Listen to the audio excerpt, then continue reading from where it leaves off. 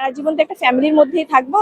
আমি যদি ভালো বউ না হয়ে থাকি, ভালো হাজবেন্ড তো আমি আশা করতে পারি না।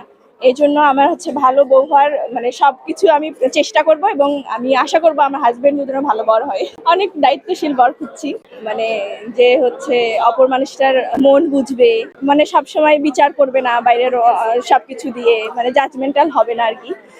এরকম হাজবেন্ড খুঁজতেছি যে সহযোগিতা করবে এবং দুই ফ্যামিলিকে নিজের ফ্যামিলি মনে করবে। প্রথমেই আপনাকে ধন্যবাদ যে আমাকে সুন্দরী বলেছেন। আমি আসলে মনে করি না আমি সুন্দর।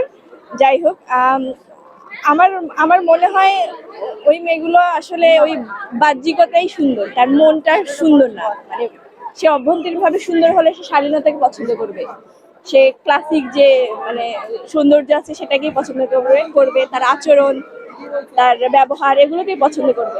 ওই বাইরে থেকেই সে সুন্দরী, ভিতর থেকে সুন্দরী না, এই জন্য ওই মানুষগুলোকে পছন্দ করে।